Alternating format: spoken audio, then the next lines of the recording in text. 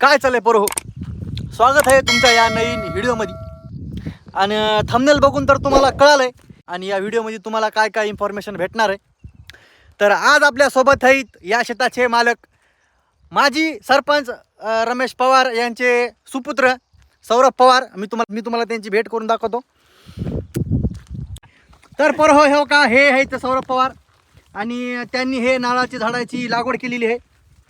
आणि इथे एक आहे 25-30 आहेत ते बघा. आणि त्यांच्या दुसऱ्या वावरामध्ये 20-25 झाडं आहेत. ते बी मी तुम्हाला दाखवतो. तर मला तुमच्याकडं एक शंका होती.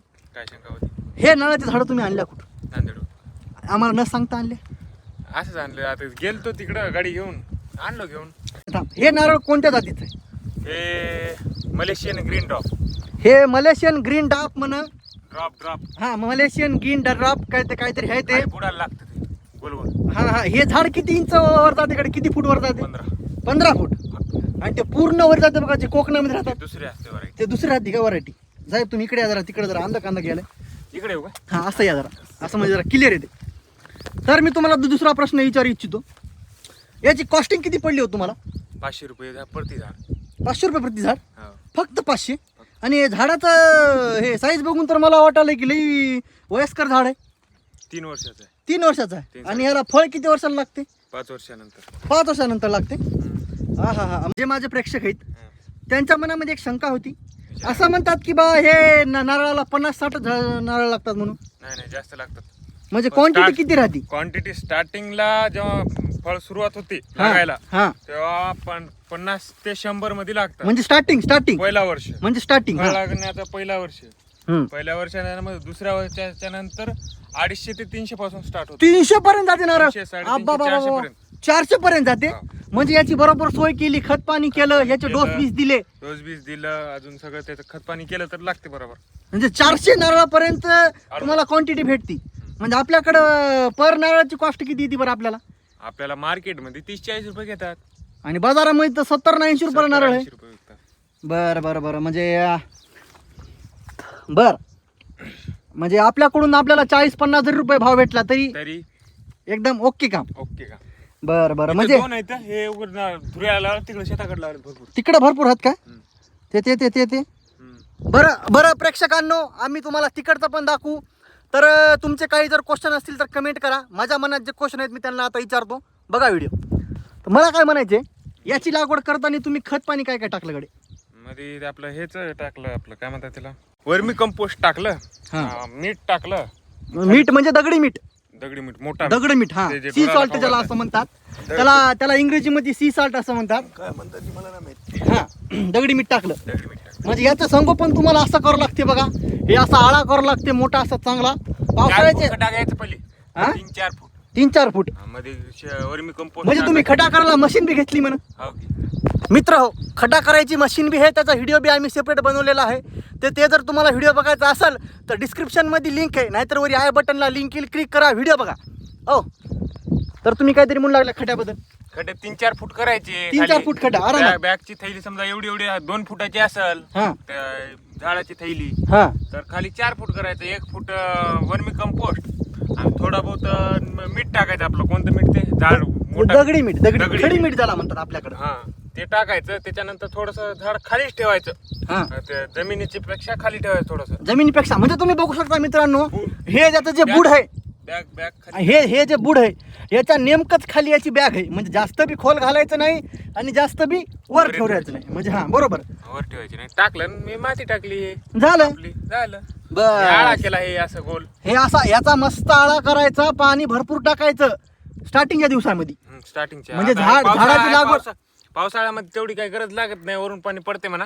हा, पण उन्हाळ्यामध्ये सोय करावं लागते. आता हे एवढं हे दोनच झाडाला हे झाले. आता तिकडे उचलून यायचे म्हणा वाचते. म्हणजे आता काही नाही, पाईपलाईन करावं म्हणालो. हा, तर तुमच्याकडे ठिबकाची पण सुविधा असली तर लई बेस्ट आहे. मोटर आहे, ते तुषार आहे तिथं. तिकडे तुषार आहे, सगळी सुविधा आहे मालकाकडे पैसा भरपूर झालता म्हणून मालकानं गांड मस्तीमध्ये पैसा इन्व्हेस्ट केला.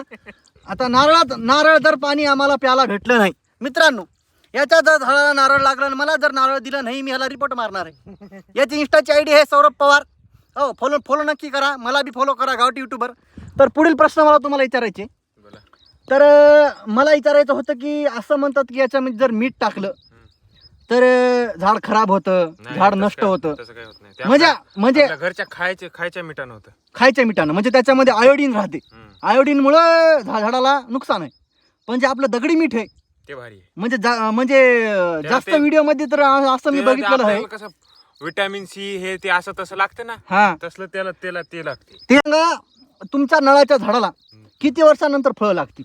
आता हे झाड 3 वर्षाचं आहे. हे 3 वर्षाचं आहे. अजून बरं, बरं. 2 वर्षानं झाड हे लागते. म्हणजे टोटल 5 वर्षानंतर तुम्हाला फळं 5-6 भेटतील. म्हणलेत, बघू आता. बघू का? बर बर बर बर मग आपण हे झाडं नांदेडून घेतली. नांदेडून नांदेडून कुठून घेतले कडे? ते कोणतं तरी मार्ट होतं, कोणतं जी मार्ट, तरी- जी मार्ट. जी मार्ट कोणतं जी मार्टवरून घेतले होय. हो. बर बर बर बर बरं मग मला तुम्हाला हे विचारायचं होतं म्हणजे याच्यामध्ये बुरशीनाशक काय टाका लागते म्हणे? टाकले बुरशीनाशक टाकले की. टाकलंय ना? लावल्याच्या नंतर टाकलं पाण्यामध्ये थोडस घोळू आपल्या ह्याच्यामध्ये डब्यामध्ये घेऊन हा थोडस टाकून मग घोळून पाणी सोडता वेळेस त्याच्यामध्ये टाकून टाकलं. बर बर बर बर म्हणजे ह्याला 300 ते 400 पर्यंत क्वांटिटी नारळाची लागती म्हणा. आफ्टर 5 इयर्स आफ्टर म्हणजे 5 वर्षानंतर.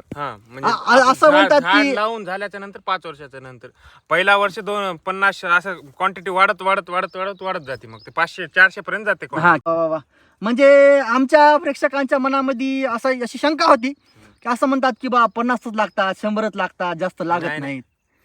स्टार्टिंगच्या ह्याच्यामध्ये कमी लागतात. हा. स्टार्टिंग लागण्याच्या लागवड जेव्हा सुरुवात होती हा तेव्हा कमी लागते हा आणि त्याच्यानंतर लागल्याच्या नंतर 1-2 वर्षाच्या नंतर वाढत क्वांटिटी वाढत म्हणजे जाते. जसं म्हणजे जसं 400 तुम्ही- पर्यंत जाते असं. जसं जसं तुम्ही झाडाचं संगोपन हा. करशाल, खत पाणी टाकशाल, तसं तसं तसं वाढत जाते. हा जास्त तर याच्यामध्ये आपल्या खडी मिठाचा वापर होते असं मी युट्यूबवर ते बघितलं स्टार्टिंग लावतानाच टाकावं लागते त्याला. लावताना. हम्म. नंतर फक्त पाणी द्यायचं काम नंतर आहे. पाणी जसं- द्यायचं, मग जसं- वर मी जसं- आपलं हे काय म्हणतात खत पाणी खत चालू पाणी ठेवायचं. बस बस बस म्हणजे तुम्ही याच्यामध्ये फक्त आता लागवड करताना लागवड केलं, फक्त लागवड करताना वर मी कंपोस्ट थोडस मीठ, हा दगडी मीठ दगडी मीठ आणि बस झालं. त्याच्यानंतर आपलं बुरशीनाशक टाकलं, हा. लावून टाकलं. बस, आता बस. 1 महिन्याच्या नंतर दुसरा खत पाणी करतो, ह्युमिक ऍसिड वगैरे असं तसं आपलं चालू ठेवायचं, मग रेग्युलर आहे ते. बस बस बस म्हणजे जे काही म्हणजे असं लय गचगचीचं काम नाही, एकदम सोपी लागवड आहे याची, एकदम सोपा प्रकार आहे लागवडीचा.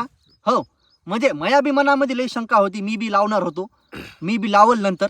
तर आपले जे हे प्रेक्षक आहेत ते आता झाडं लावणार आहेत, नारळाचे झाडं जे लावणार आहेत, तुम्ही तर ग्रीन डार्प नावाची व्हरायटी घेतलेली आहे, Malaysian green drop. Malaysian green drop. हां सॉरी चुकलं माझं. मलेशियन ग्रीन डार्पला 300 ते 400 फ्रुटिंग येते समजा. हां हां हां हां लई लई लई बरं वाटलं. मनाला आमच्या मनात जी शंका होती ती तुम्ही दूर केली. धन्यवाद.